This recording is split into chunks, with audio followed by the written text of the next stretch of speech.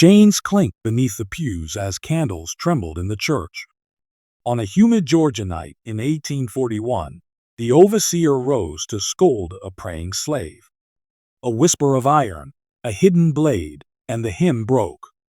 The slave stepped forward, eyes fixed, years of scars burning.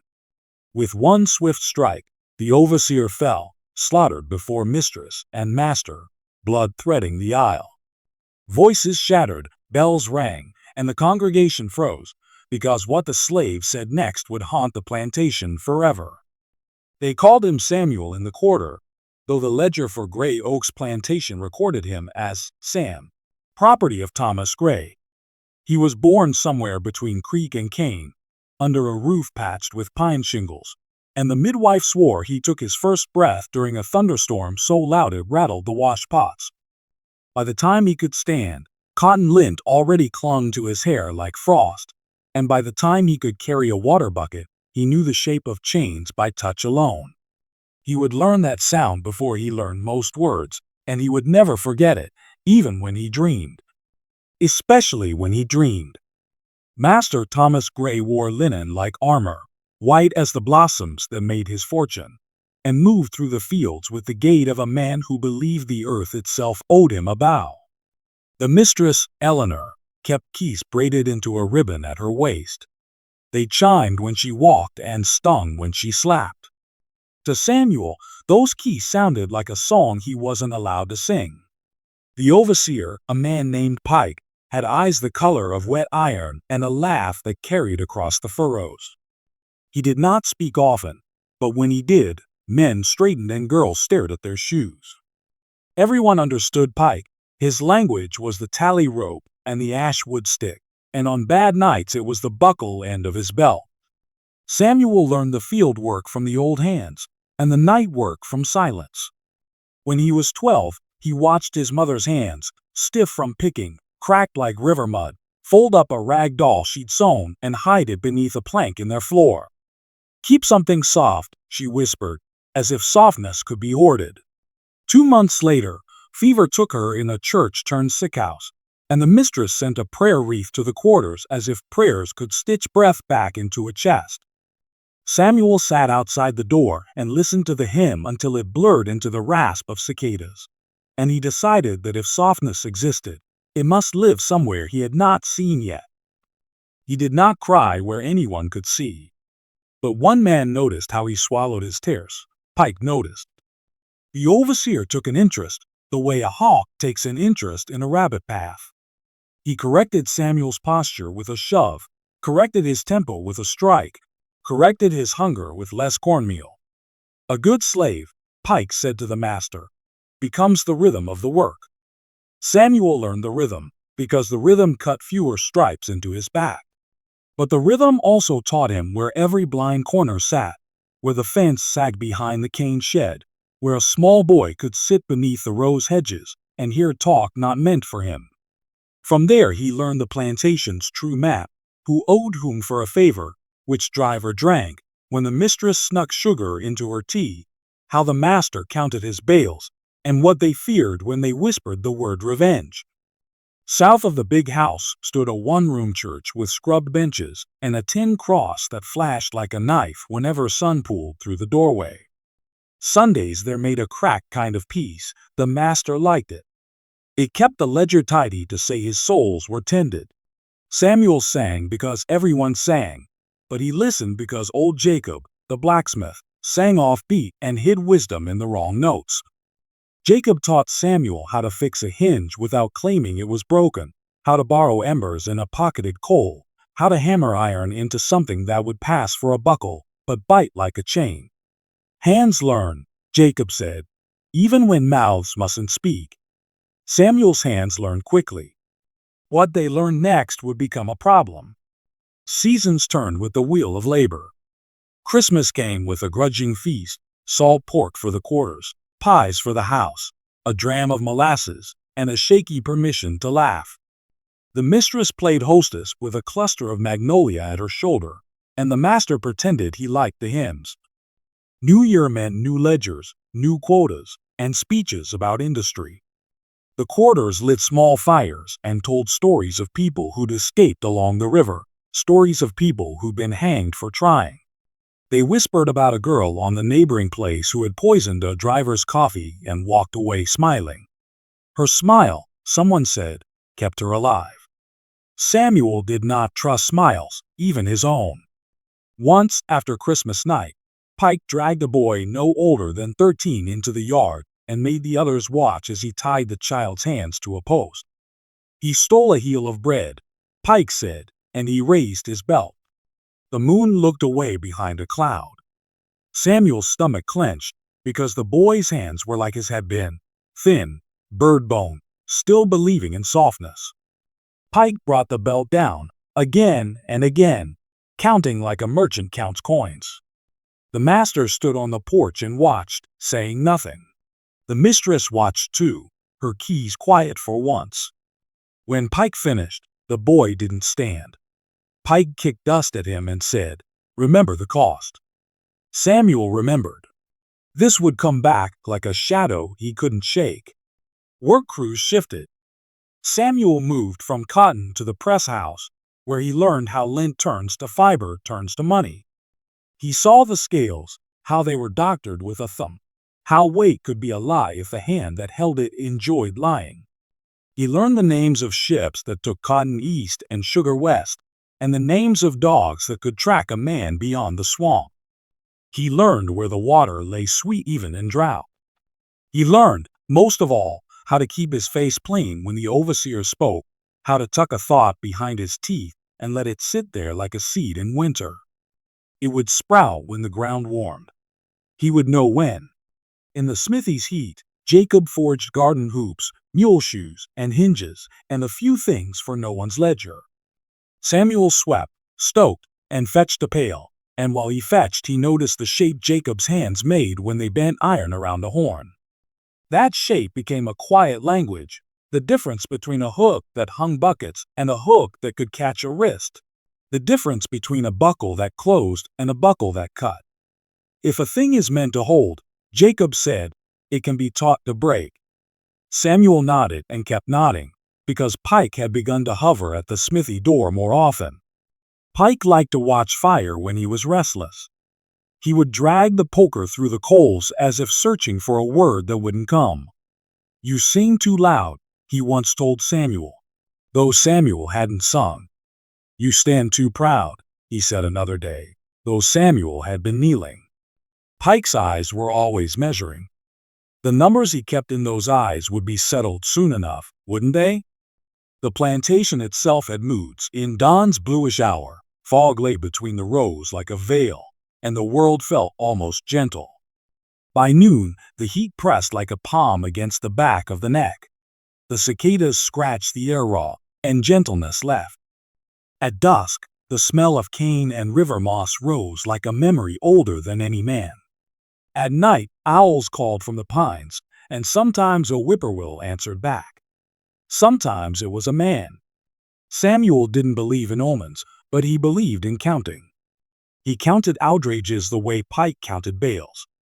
He counted every lash he had taken and every lash he had seen laid across another's back. He counted the times the mistress looked past a mother's plea. He counted promises the master made and broke. He counted, quietly, because numbers add up even when men pretend they don't. One harvest, a woman named Dinah collapsed in the field, her breath rattling like corn in a dry husk. They brought her to the church, laid her on a pallet, and sent for the mistress, who arrived with vinegar and a face stiff as starch. "She'll mend," Eleanor said, without kneeling. Dinah didn't mend. Pike said the work would not pause for a single woman's bad lungs. At her burying, the men hammered a small white cross from scrap wood. The master allowed it, saying it made for a tidy view from his porch. Samuel helped dig the grave, and the spade clinked against a root that looked like a knuckle. Someone muttered, "We're all one day from being buried alive here." The words hung in the air like dust motes in a shaft of light. Samuel breathed them in. He wondered how a man's breath could be something stolen and still somehow his. The plantation's church gathering days offered the only sanctioned congregation for those in chains. The master liked the show of it. Men and women in clean shirts, children combed, hymns ascending. But the sermons, delivered by a circuit rider who understood which verses pleased the porch, spoke of obedience as salvation and authority as divine. Samuel watched the mistress mouth, "Amen." He watched Pike sit at the back, hat on his knee, eyes on everyone's shoulders instead of their souls. Samuel wondered whether God walked the rows, and if he did, what he thought of a field with a ledger. He wondered if God counted too. He wondered what would happen if a man interrupted a sermon not with a question, but with an answer that cut. Stories traveled faster than wagons. They told of a runaway who had found a boat, of a woman who had hidden 3 days in a hollow log, of a man who had set the cane house burn to cinders and walked into the swamp with ash on his hands like gloves. They told of a driver who had been found hanged by a rope someone claimed was the wind's, and of coffee that tasted metallic before a foreman fell silent for good, poisoned, folks said, though no one said it out loud in daylight. Each tale was a lantern hung on a far post. Samuel noted where the light fell. He wasn't a man for poison. He didn't like the idea of a secret death. He wanted, if justice were a thing a man could hold for an instant, to feel its weight. He wanted a reckoning that spoke in a voice Pike could understand. Still, the world had a way of pushing a man to the edge of the ledger. One late summer evening, Samuel returned to his pallet and found the rag doll his mother had hidden years ago, its cloth face flattened by time. The plank had loosened. The doll had wriggled free like a memory that refused to stay quiet. He turned it in his hands while the night sounds folded around him. Softness, after all these years, had not died. It had simply waited. He wrapped the doll in a strip of sackcloth and tucked it back beneath the plank. "Keep something soft," she had said. He would. But he would also keep something sharp. By the autumn of 1841, a chill threaded the mornings, and rumor threaded the quarters. The master's debts had swelled. There would be sales at New Year unless the crop fetched miracles. Pike's temper, already a tinderbox, threw sparks into small corners. He struck a woman for stepping off the road to help a child. He halted a hymn because it rose too slowly. He told Samuel, in a voice that wanted to be casual and failed, that men like him were replaceable like broken tools. Samuel nodded and filed the sentence beside 100 others. The ledger in his chest was heavy. Its balance would not remain unpaid forever. So Samuel waited, not passively, not blindly, but like a hunter waits, still in the grass, eyes on the trail. He learned the pattern of church Sundays. The master seated front left, the mistress with her keys muted by ribbon, Pike near the back where he could see every head turn. He learned which hymn turned people's voices tender, learned when the circuit rider closed his eyes to coax an amen. He learned that the tin cross threw a bright bar of light across the aisle near the third pew when the door was ajar. He learned that a buckle could be a blade if an edge was sharpened and a habit was noticed. And he kept counting, because the last number, he could feel it, was coming. What he chose to do with it next would write his name into more than a ledger, wouldn't it? The plantation at Gray Oaks seemed to breathe cruelty in the late months of 1841. Cotton wagons groaned heavier than usual, debts whispered from porch to parlor, and when the master grew tight-lipped, the overseer grew violent. Pike wielded fear like a plow, carving lines into every man, woman, and child who moved too slowly beneath his gaze. Samuel knew this rhythm, but the rhythm began to change. One morning, the fields were slick with dew, the stalks shining like wet glass. Samuel bent to gather, his fingers stiff with cold, when Pike's shadow fell across the row. "You think cold slows a bale?" Pike barked, kicking dirt toward Samuel's knees. Samuel kept his eyes low, hands steady. He knew better. But Pike's belt hissed free anyway, the cracks snapping through fog like thunder.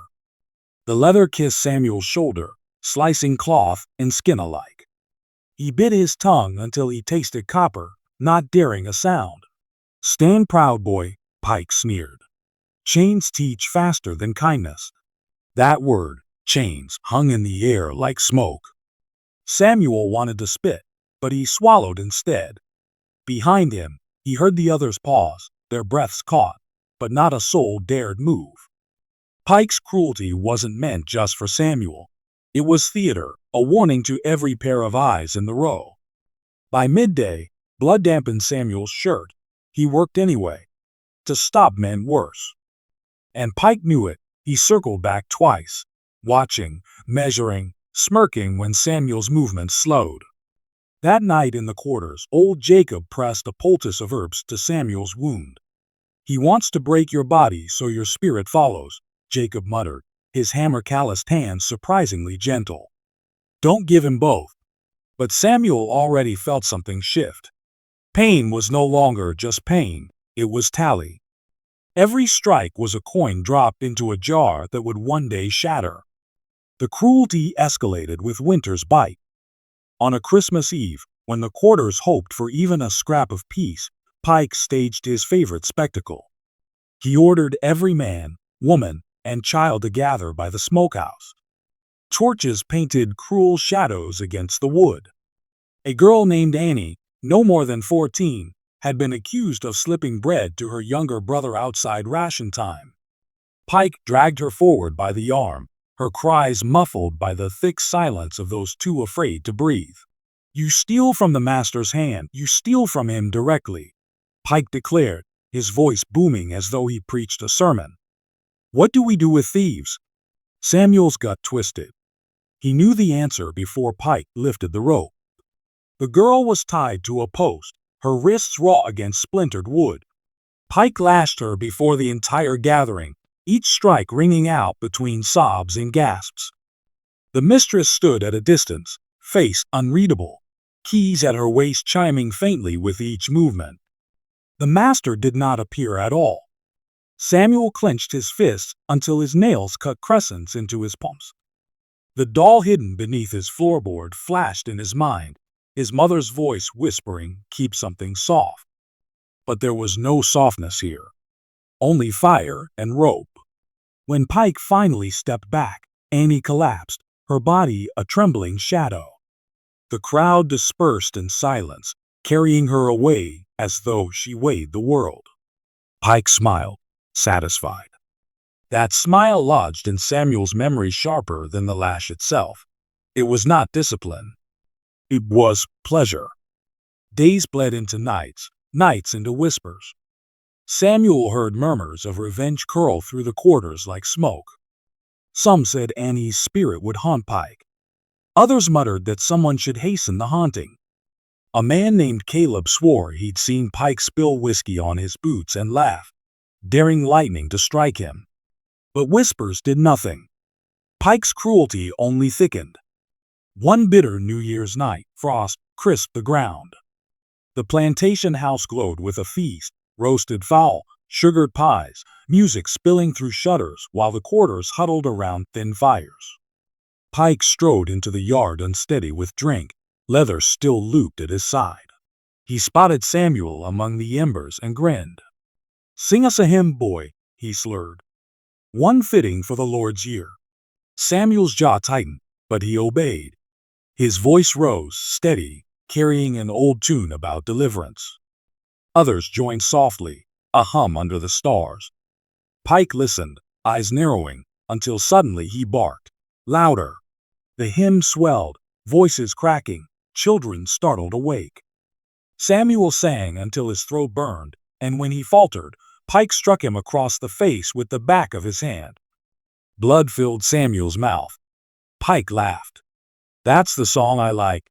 Pain makes the note pure."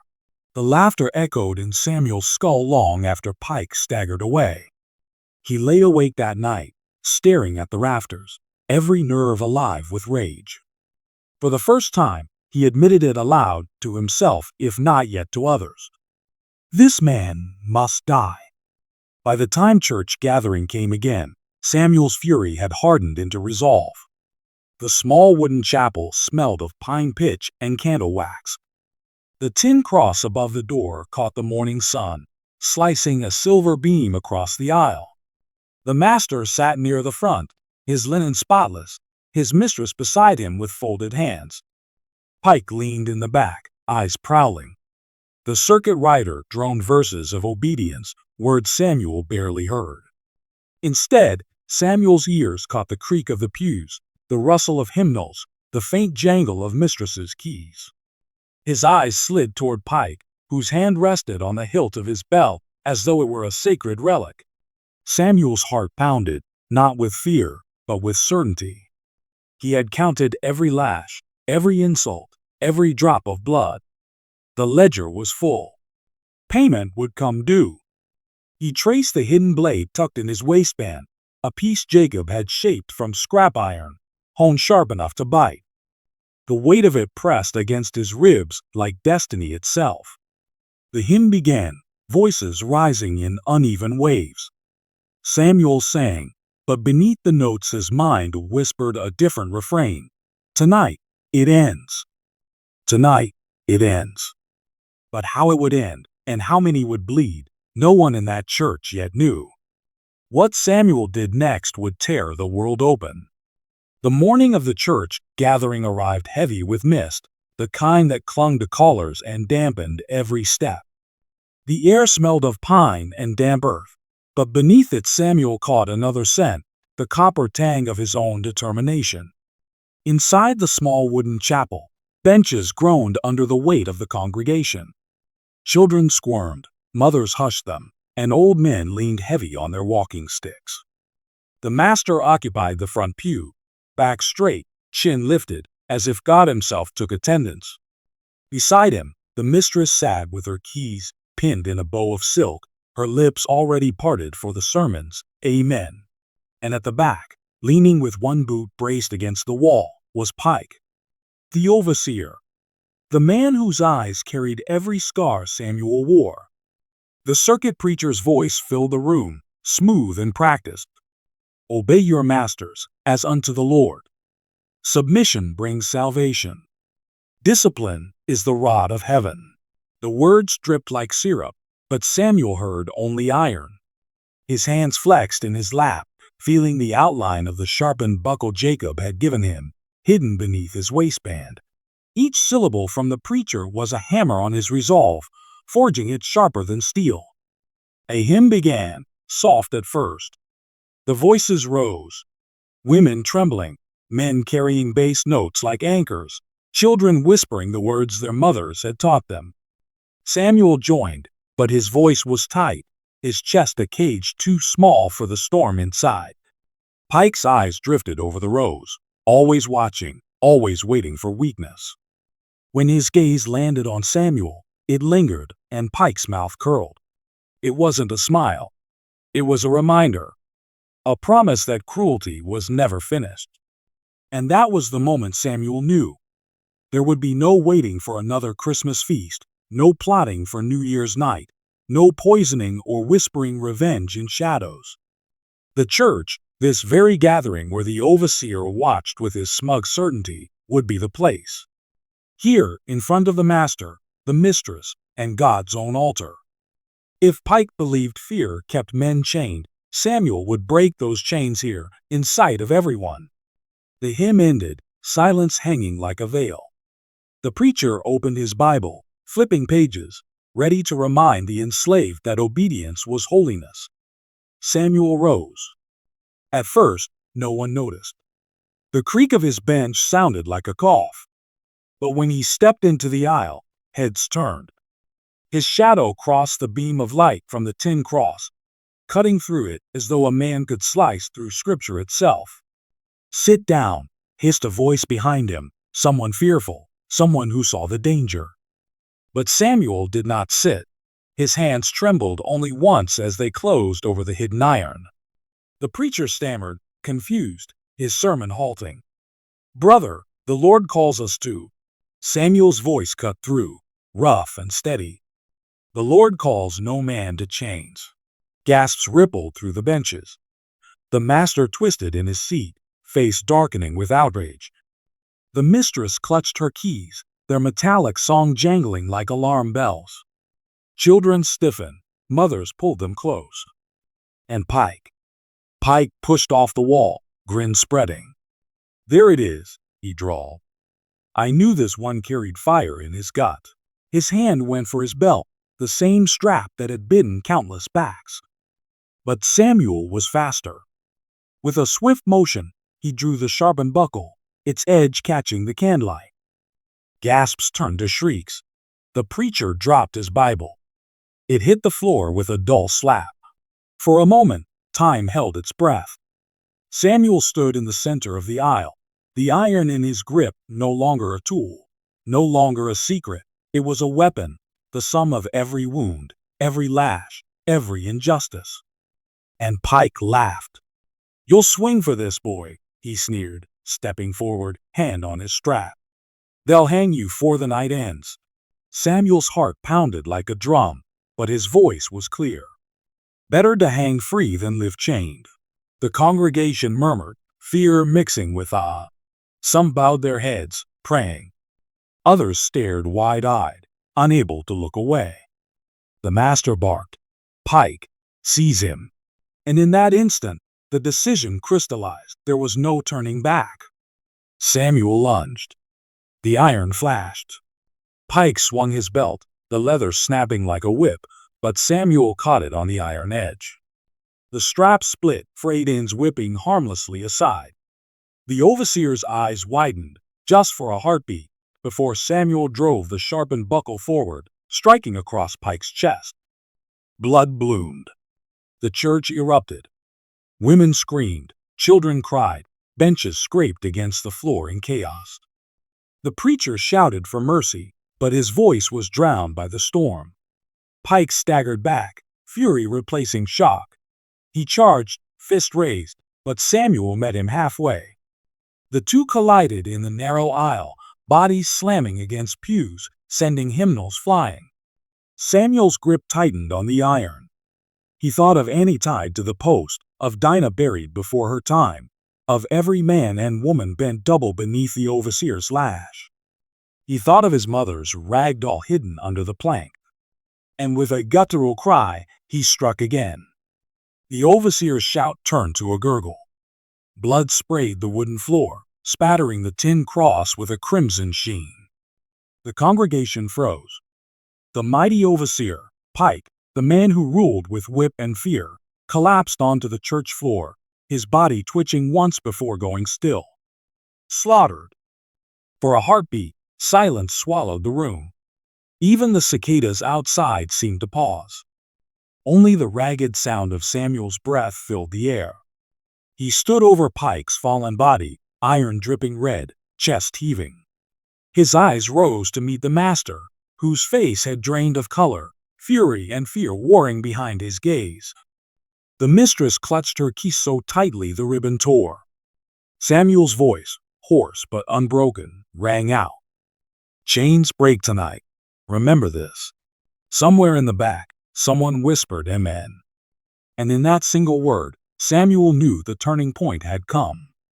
The path forward would be fire, blood, and consequence. But there was no going back. What happened next would set the whole plantation aflame, if not in fire, then in memory. For one long second, the church seemed carved in stone. Pike lay sprawled across the aisle, blood spreading beneath him like a dark altar cloth. Samuel's chest rose and fell like bellows, his hand still clamped around the blood-wet iron. The mistress's keys rattled in terror. The master's linen collar gleamed white against the red spatter on the pew. Then, as if struck by thunder, the room shattered into noise. Women screamed, clutching children to their skirts. The preacher stumbled backward, tripping over his fallen Bible. Old men cried out, torn between fear and the flicker of something deeper, relief. The air smelled of iron and sweat, of candle wax dripping into chaos. The master surged to his feet, voice booming. "Seize him. Take him down." But no one moved. Samuel stood in the aisle, blood running down his forearm, his eyes burning with a light none had seen before. He was not just a man in chains, He was something larger, something that could not be pressed into the ledger. The mistress gasped, her hand flying to her mouth. The jangle of keys trembled against her gown. Samuel's gaze flicked to her, then back to the master. "No more," he said, voice low, but cutting through the noise like a blade. Pike gave a final twitch, then still. The man who had terrorized the quarters, who had lashed children until their voices cracked, was nothing now but silence on the church floor. Blood-traced lines between the cracks of the wooden planks, creeping toward the altar.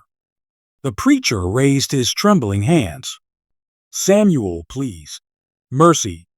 Mercy in the house of God." But Samuel's chest heaved with years of swallowed fury. His voice broke like thunder. Where was mercy when Dinah gasped for breath in the church bed? Where was mercy when Annie bled against the post? Where was mercy when Pike's belt sang louder than your hymns? The words cracked through the rafters, echoing like cannon fire. No one answered. The master reached into his coat, fingers fumbling for the pistol he kept hidden. Samuel's eyes caught the movement, and instinct surged. With a shout, he lunged forward, knocking the weapon aside before the master could level it. The pistol clattered to the floor. Children screamed again, women sobbed. The mistress shrieked, "Murderer!" But Samuel's fury was not wild, it was deliberate, carved into him by years of cruelty. He pressed the iron to the master's chest, forcing him back against the pew. The congregation held their breath. "You call me murderer," Samuel spat. "But you," he drove the iron deeper, enough to make the master wince, "you built murder into every sunrise on this plantation." The master's face twisted, equal parts rage and fear. "You'll be hanged by nightfall." "Then let me hang free," Samuel growled. A voice rose from the benches, a woman's, cracked but clear. "Let him speak." All eyes turned. It was Annie's mother, her cheeks wet, her hands clenched in her lap. "Let him speak what we've all swallowed." Her words broke something in the air. Murmurs rose, hesitant, then stronger. Men and women nodded, voices trembling but firm. "Amen. He speaks truth. No more chains." The sound swelled, not yet a shout, but enough to make the master's eyes widen. Samuel drew back the iron, not to retreat, but to face the room. He stood tall in the aisle, his shirt torn, blood streaking his arms, and raised his voice so every corner of the church carried it. "This man," he kicked Pike's body, limp and silent, "ruled by whip and belt. He thought us less than men. He thought pain was his right. But tonight, chains break." His words fell heavy. Even the children stared, wide-eyed, sensing the shift though they could not name it. The master tried again, voice desperate now. "You think you've won? The patrols will come. You'll be hunted down, torn apart, hanged until crows pick your bones." Samuel turned, iron still gleaming. "Then let them come. Better the swamp, better the rope, better the fire, than this." He spread his arms, scars visible beneath the candlelight. Every lash Pike had ever laid carved into his flesh. "This is living death. Tonight, we choose another way." For the first time, the master had no reply. His lips trembled, his face pale as ash. The authority that had ruled the quarters for decades wavered in the face of one man's defiance. The tension cracked when a boy, barely 10, eyes wide with something like slipped from the benches and stepped into the aisle beside Samuel. He held no weapon, only his small hands clenched into fists. Behind him, another man rose. Then a woman. Then another. One by one, they stood. Not all, fear still chained many, but enough that the master could see the tide shifting. The mistress cried out, "They'll slaughter us all." Samuel's voice softened, but it carried. "No, they'll slaughter me. But my blood will not silence us. It will speak louder than every hymn you ever forced us to sing." Chaos surged again. The master, desperate, lunged for the pistol at his feet. Samuel moved first, kicking it across the aisle. It skidded under the pews, out of reach. He turned back toward Pike's body. With deliberate care, Samuel bent and pressed the iron into the overseer's chest one final time. The smell of blood thickened, mingling with the candle smoke. Then he lifted the iron height, crimson dripping onto the church floor. His voice roared. "Tonight, the overseer is no more. Tonight, we are men." The congregation trembled under the weight of it. Some wept openly, tears of terror and of something deeper, hope. The church door slammed open. A gust of cold air swept in, carrying the sound of dogs barking in the distance. The patrol had heard the screams. Torches bobbed in the night outside. Gasps tore through the room. The master seized the chance, shouting, "There! Take him! He's the murderer!" But Samuel did not run. He turned to the congregation, his voice urgent but calm. "They will come for me, maybe for you. But remember this night. Remember the overseer fell not by God's hand, not by the master's mercy, by ours." He strode to the altar, iron still raised. Chains can break, and they will again. The door burst wider, boots, shouts, the glow of fire spilling in. Samuel faced them, back straight, unflinching. Behind him, a dozen men and women rose from the pews, standing taller than they ever had. Their voices lifted, not in screams, but in song. The same hymn Pike once mocked, now thundered with defiance. "Let my people go." The patrolmen hesitated, taken aback by the sound, by the sight of blood on the altar, by the overseer's corpse sprawled before the cross. And in that hesitation, Samuel stood immortal. The clash was brutal. Torches flew, boots thundered, shouts drowned the hymn. The iron sang again, biting through flesh as Samuel fought with every ounce of rage he had carried all his life. The church became a battlefield, candles toppled, benches splintered, hymnals scattered like leaves in a storm. Screams and cries mixed with the crackle of fire as torches caught on wood. The smell of blood, smoke, and burning pine filled the air. Samuel roared, slashing, striking, refusing to fall. Every blow was memory. Every drop of blood spilled was justice. When at last he fell to his knees, chest heaving, blood soaking his shirt, he lifted his face toward the cross. And he smiled. Because Pike lay dead. Because the overseer's reign had ended in the very church where he once preached fear. Because chains had broken, if only for one night. The church burned behind him, flames clawing at the rafters, smoke curling into the Georgia night. Voices scattered into the dark, some fleeing, some captured, some lifting hymns that refused to die. Samuel's body was dragged outside, beaten, bloodied, but his eyes never lowered. The patrol tied his wrists, preparing the rope. The master stood nearby, face pale, shaken. He wanted triumph, but all he felt was dread. For the name Samuel had already become something larger than flesh. The rebellion had been born. The fire raged long into the Georgia night. The church's steeple, once a beacon of sermons and forced prayers, cracked and fell with a roar. Embers floated into the sky like spirits breaking free, carried on the wind across the plantation fields. By dawn, little remained but charred beams and ash. The smell of burned pine clung to the air, mingling with blood and smoke. Among the ruins lay fragments of hymnals, blackened but not silenced, the words, "Let my people go," still faintly legible on half-burnt pages. But Samuel was gone. The patrol dragged him from the church in chains heavier than any he had ever worn. His arms bore wounds from the iron, his back was slick with blood, yet his head remained unbowed.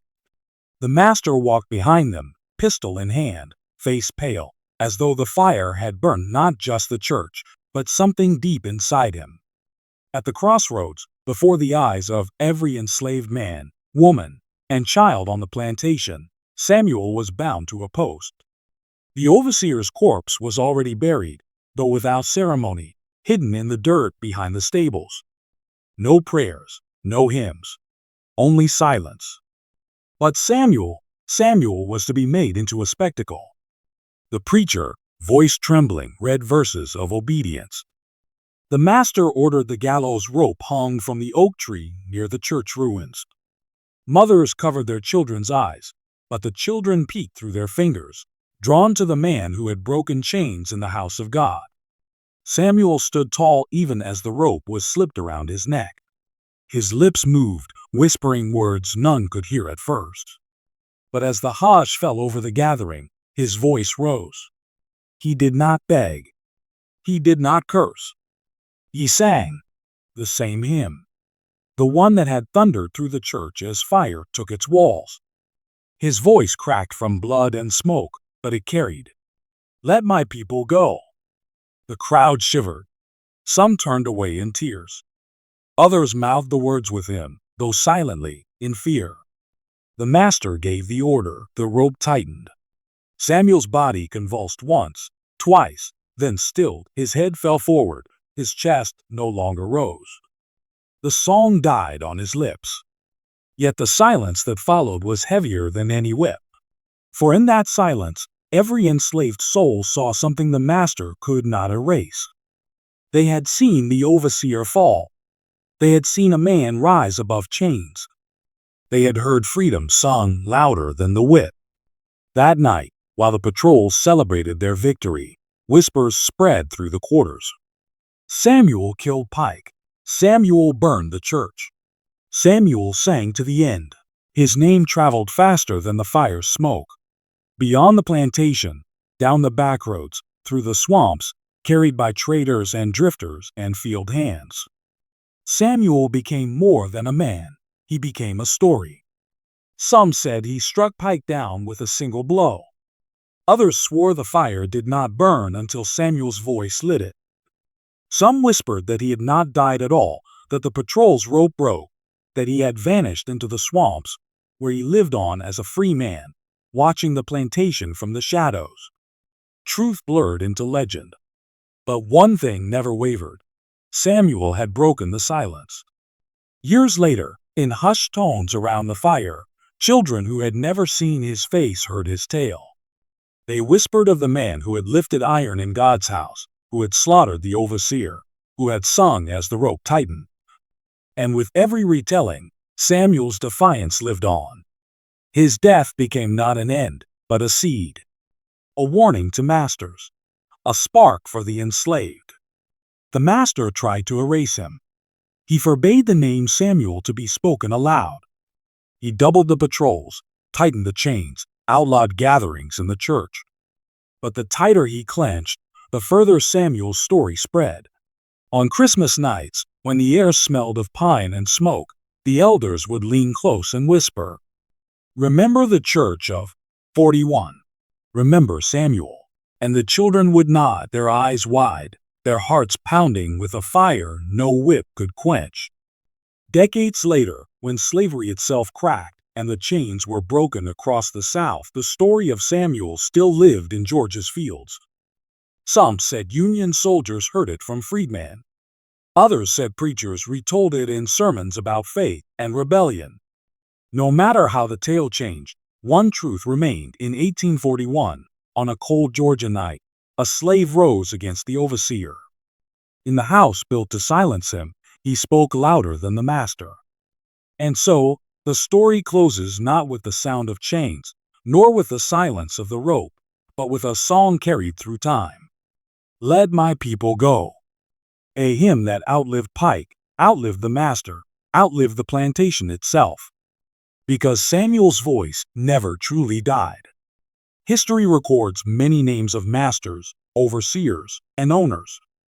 But the story of Samuel reminds us, sometimes the most enduring names belong not to those who held the chains, but to the one who broke them, even if only for a single night.